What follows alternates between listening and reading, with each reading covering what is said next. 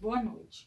O nosso trabalho consiste na unidade 2, tópico do 3 do livro, Fisiologia do Sistema Reprodutor Feminino e Masculino. O primeiro tema que nós iremos abordar é embriogênese e fisiologia do sistema reprodutor feminino. Nós, seres humanos, transmitimos nossos genes na reprodução sexuada, onde os genes de indivíduos diferentes são misturados, formando um novo ser. O óvulo e o espermatozoide têm sua origem no ovário feminino e no testículo masculino. O ser humano possui a célula 2N, ou seja, a célula haploide, que contém 46 cromossomos, que quando essa célula amadurece, possui apenas 23 cromossomos, formando assim a célula M, diploide. O processo de geração de uma célula 2N é chamado de fertilização, formando a célula ou o ovo.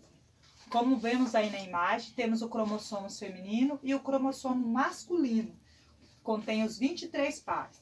Como destaca na figura, o sexo feminino possui cromossomos XX, enquanto o indivíduo do sexo masculino possui cromossomos sexuais XY.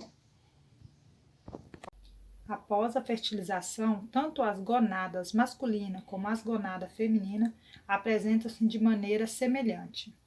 A formação da genitália externa e dos órgãos sexuais secundários dá-se a partir de ductos embrionários presentes durante o desenvolvimento do embrião. Os ductos mesonéfricos darão origem aos órgãos sexuais secundários masculinos. Já os ductos paramesonéfricos darão origem aos órgãos sexuais secundários femininos. A genitália externa de ambos os sexos é idêntica durante as 6 primeiras semanas do desenvolvimento fetal, como podemos ver aqui. Aí, após as primeiras 6 semanas, já começa a identificar aqui para ser o sexo masculino e cá o sexo feminino. Que é como os cromossomos que nós temos são 23 cromossomos, o cromossomo 23 determina o sexo. Se o óvulo fecundado for o cromossomo X da mulher e X do homem, será o sexo feminino, como nós vemos aqui. Mas se o óvulo fecundado for o Y do homem, será um sexo masculino, assim determinando o sexo do próximo indivíduo. Boa noite, pessoal. Eu me chamo Isabela e eu vou estar explicando para vocês o ciclo ovariano. O que são os ovários? Os ovários são 2 glândulas do sistema reprodutor feminino responsáveis pela síntese de hormônios sexuais e produção e armazenamento das células reprodutivas, os óvulos. No ciclo ovariano, nós temos algumas fases específicas e eu vou estar falando brevemente delas. Na fase folicular, que é a fase pré-ovulatória, fase do ciclo astral durante a qual os folículos no ovário amadurecem, do folículo primário para o folículo totalmente maduro e termina com a ovulação. Na fase ovulatória, que geralmente dura de 16 a 32 horas, ela termina quando o óvulo é liberado. Cerca de 10 a 12 horas após o surto de hormônio luteinizante, o óvulo pode ser fecundado por cerca de até 12 horas após sua liberação. Na fase lútea, que é a terceira fase do ciclo, começa logo após a ovulação, ela vai até o dia anterior da próxima menstruação. O desenvolvimento dessa fase varia se o óvulo vai ser fecundado ou não. Aí nós temos uma figura para estar falando, sobre a espessura do endométrio, E aí durante as fases ele fica dessa forma, Fase proliferativa, com 11 dias ele fica com essa espessura, fase secretora fica mais vascularizado, e a fase menstrual, onde acontece a descamação. A fase proliferativa ocorre durante a fase folicular e é caracterizada pelo aumento de secreção de estradiol,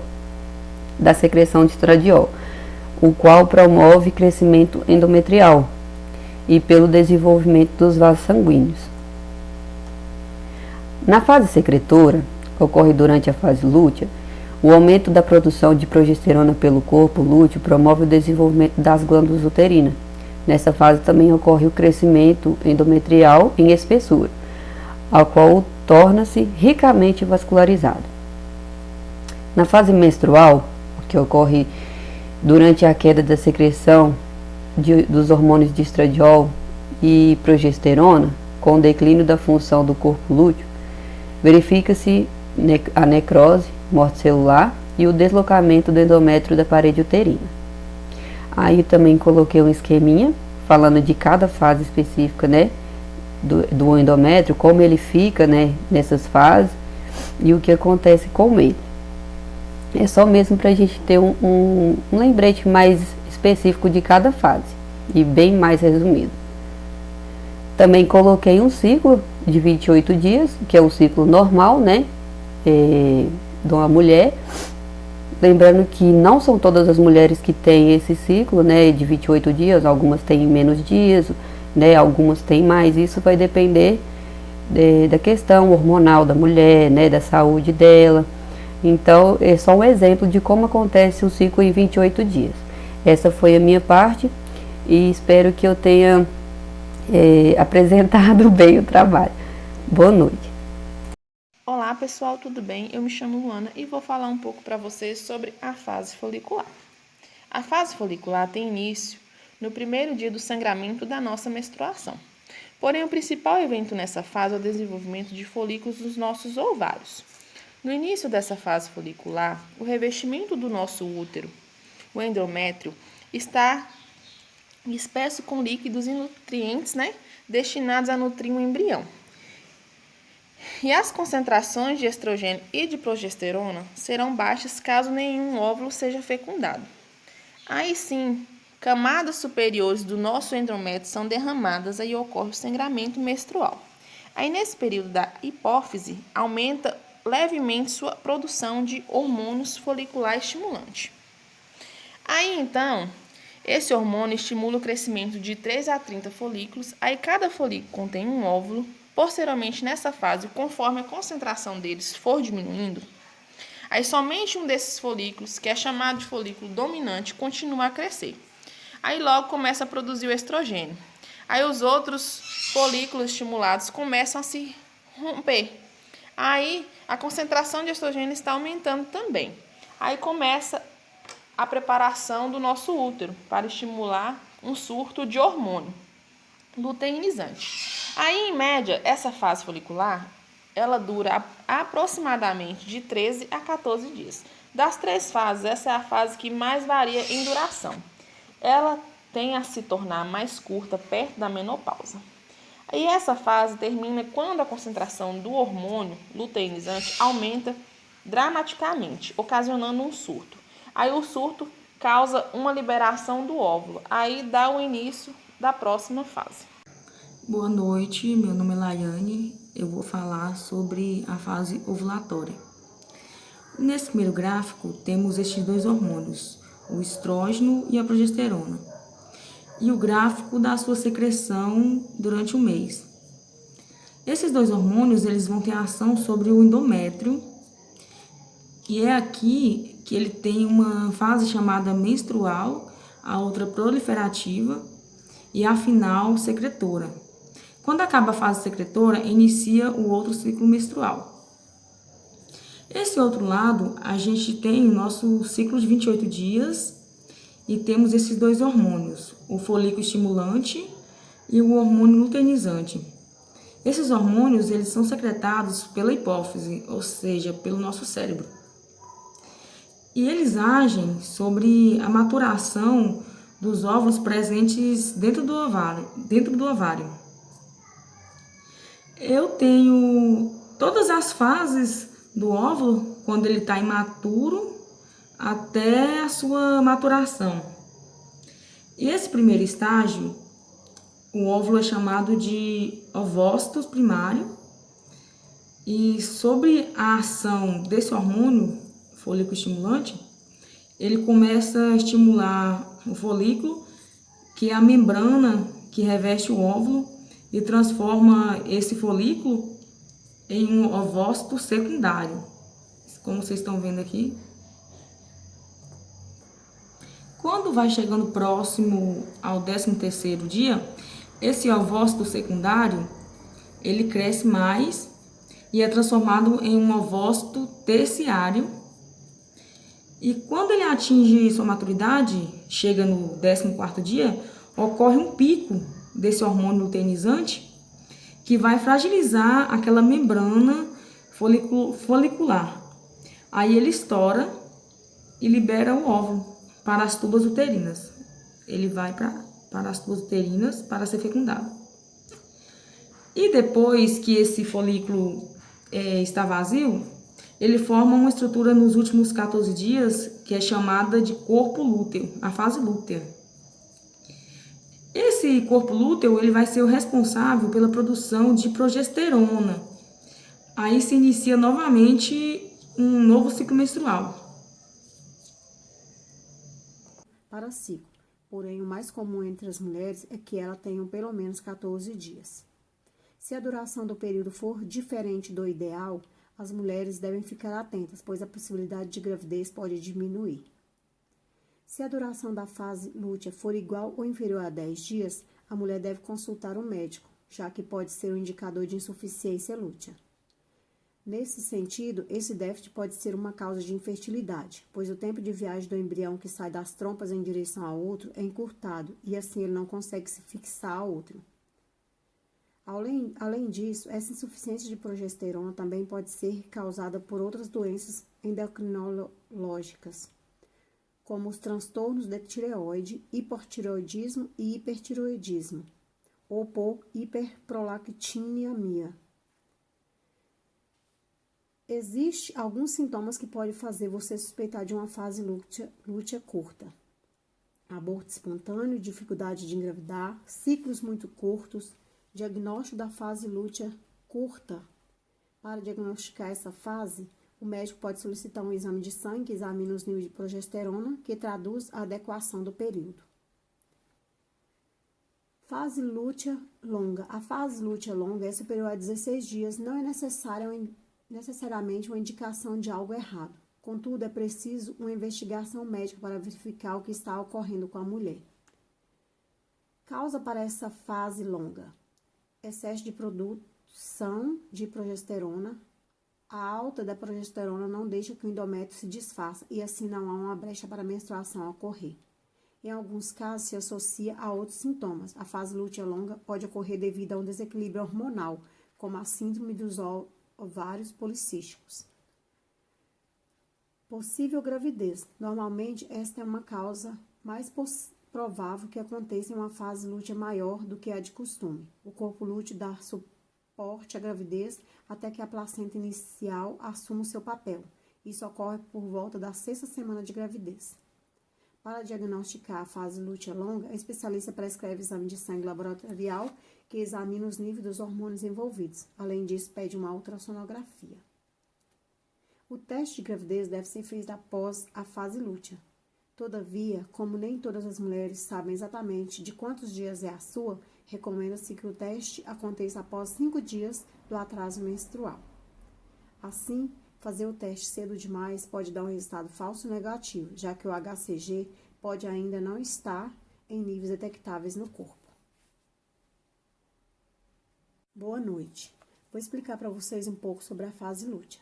A fase lútea é a terceira etapa do ciclo menstrual da mulher, que começa logo após a ovulação e vai até o dia anterior da próxima menstruação. O desenvolvimento dessa fase varia se o óvulo for fecundado ou não. Dessa forma, se a mulher não engravidar, a etapa caracteriza-se pela síndrome pré-menstrual. A fase lútea do ciclo menstrual é aquela que ocorre após a ovulação e é caracterizada pela formação do corpo lúteo, que serve para preparar o útero para uma possível concepção. Nesse sentido, caso o óvulo tenha sido fecundado, ele viaja até o útero e se fixa no endométrio. Entretanto, caso não haja fecundação, os hormônios femininos começam a reduzir gradativamente sua concentração no organismo e o endométrio, que estava pronto para receber o embrião, passa a descamar. Essa descamação do endométrio constitui a menstruação, que marca o início de um novo ciclo reprodutivo. A fase lútea inicia após a liberação do óvulo no período fértil. Nesse momento surge um tecido amarelado chamado de corpo lúteo, que é bastante rico em colesterol e produz grandes quantidades de progesterona. O hormônio, por sua vez, é o responsável por preparar o endométrio para viabilizar e manter a gestação. Nesse sentido, os demais hormônios ficam em baixa já que a progesterona é quem domina esse período.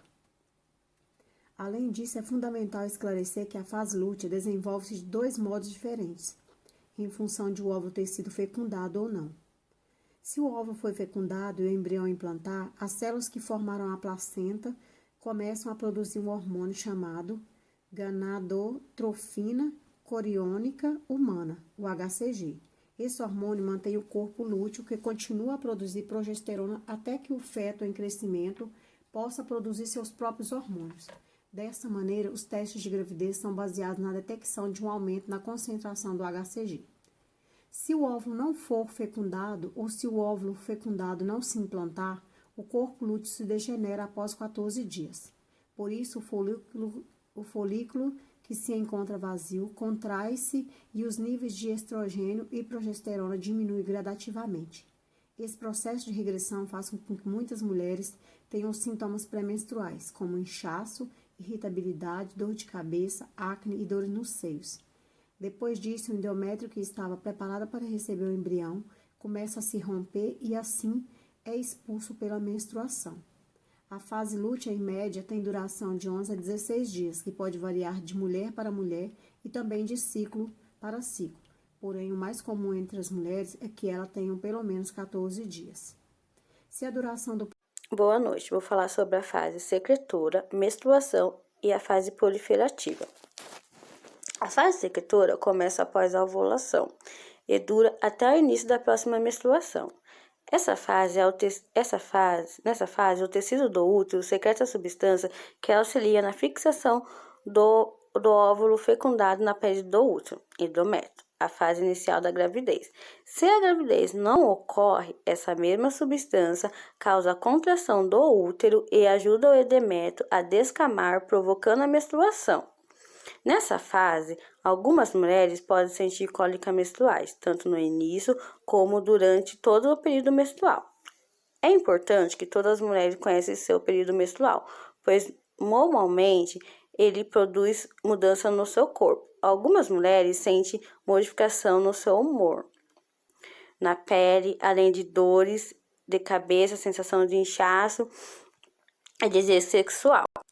Agora eu vou falar um pouquinho da menstruação. A menstruação marca o início de um ciclo menstrual, que se caracteriza pelo período de sangramento, e é a fase em que o sangue e o tecido se reveste inteiramente do útero, descamando e saindo para o interior do corpo através da vagina.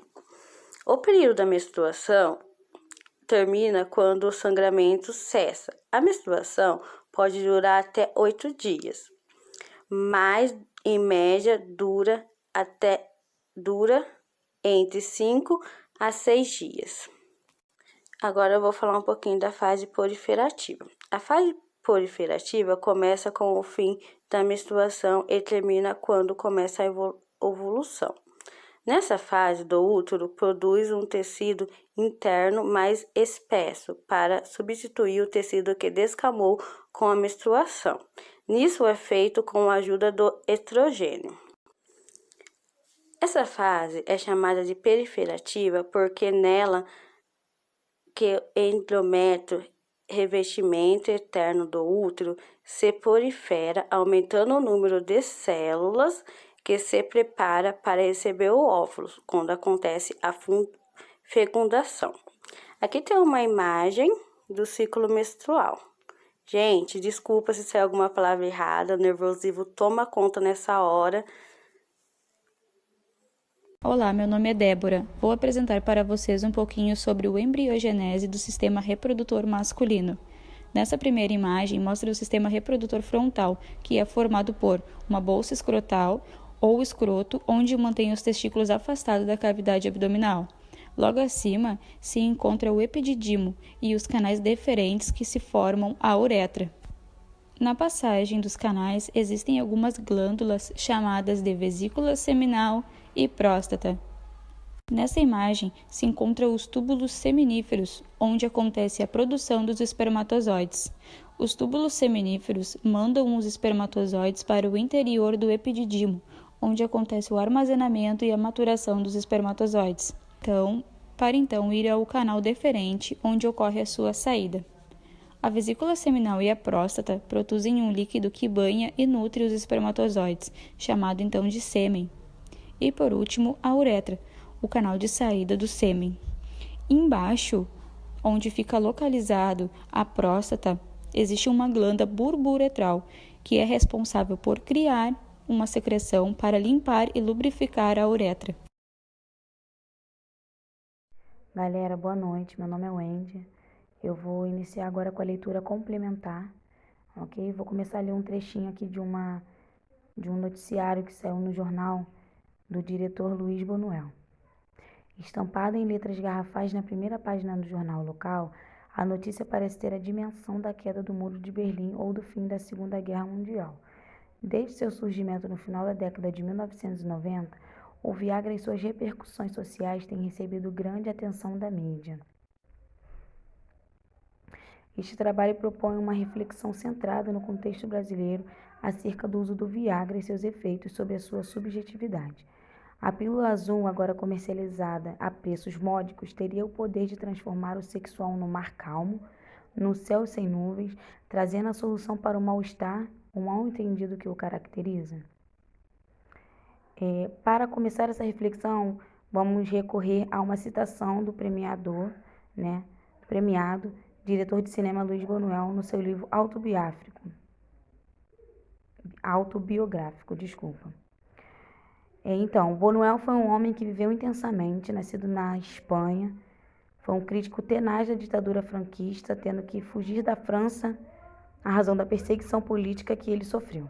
Tornou-se amigo de Salvador Dalí, com quem fez o filme O Cão Andaluz, considerado um dos ícones do movimento surrealista ao qual se integrou. Ele se mudou para os Estados Unidos, onde trabalhou com cinema em Los Angeles e foi diretor do MoMA, Museu de Arte Moderna de Nova York. Ele produziu dezenas de filmes reverenciados pela crítica e estudados até hoje por psicanalistas. Ele viveu até os 83 anos, tendo se tornado cidadão mexicano, falecendo na cidade do México. Bonuel encerrou sua carreira aos 77 anos com o conhecido filme obscuro Objeto do Desejo, título emblemático que nos remete ao objetivo da psicanálise. A vida de Bonuel parece ter sido norteada pela busca desse objeto, a qual ele próprio denominou obscuro, que no caso o desejo. É interessante registrar que as observações da prática médica indicam que o uso do Viagra é eficaz quando há desejo sexual. A ereção peniana pode não acontecer ou não se sustentar se o desejo estiver ausente, mesmo que o homem tenha tomado o medicamento. Tendo em vista que essas observações partimos da visão da sexualidade pela medicina e das repercussões do surgimento dessa droga na clínica médica para pensar o fenômeno Viagra sob a prisma da psicanálise. Foram criados diversos programas de assistência à saúde da mulher e houve a expansão do movimento feminista pela saúde. As reflexões passaram a ter como pano de fundo a discussão do parâmetro da masculinidade hemogênica, em que se centravam os estudos e o investimento na área da saúde coletiva, que foi uma grande dificuldade em pensar que a sexualidade para além da função materna. Além disso, a diversidade de orientação sexual era considerada como uma desordem funcional. Em fins de década de 1990, o termo disfunção erétil foi cunhado para dar o nome a algo que sempre existiu e que passou, desde então, a ser descrito como uma desordem, adquirindo o estatuto de um problema na saúde do homem, vista como a incapacidade de obter ou manter uma ereção peniana suficiente para a relação sexual satisfatória. A tal disfunção era tratada por psicoterapeuta ou por meio de implantes mecânicos. Surgiu daí a medicação Viagra, nome pelo qual se trata de sildenafila. Desculpa, gente, é porque realmente é uma palavra diferente. E ela passou a ser comercializada, essa medicação, que no caso é o Viagra. A indústria farmacêutica começou a financiar os estudos e pesquisa. A repercussão do advento dessa droga tem sido tão expressiva na mídia desde então que o Viagra se tornou um evento farmacológico e mercadológico quase sem precedentes. As implicações dos interesses econômicos, sociais e políticos em jogo no caso dessa descoberta são muito grandes. A diferença entre o olhar da psicanálise e o da medicina parece ser de maneira clara. Enquanto a psicanálise se ocupa em estudar as repercussões clínicas do que alguns nomeiam como falência no nome do pai, da atualidade e seus efeitos sobre a subjetividade, a medicina pesquisa um sintoma que afeta o corpo biológico e classifica, como uma crise de masculinidade. Que a sexualidade para além da função materna. Além disso, a diversidade de orientação sexual é considerada como uma desordem funcional. Em fins de década de 1990, o termo disfunção erétil foi cunhado para dar o nome a algo que sempre existiu e que passou, desde então, a ser descrito como uma desordem, adquirindo o estatuto de um problema na saúde do homem, vista como a incapacidade de obter ou manter uma ereção peniana suficiente para a relação sexual satisfatória. A tal disfunção era tratada por psicoterapeuta ou por meio de implantes mecânicos. Surgiu daí, a medicação Viagra, nome pelo qual se trata de sildenafila. Desculpa, gente, é porque realmente é uma palavra diferente. E ela passou a ser comercializada, essa medicação, que no caso é o Viagra.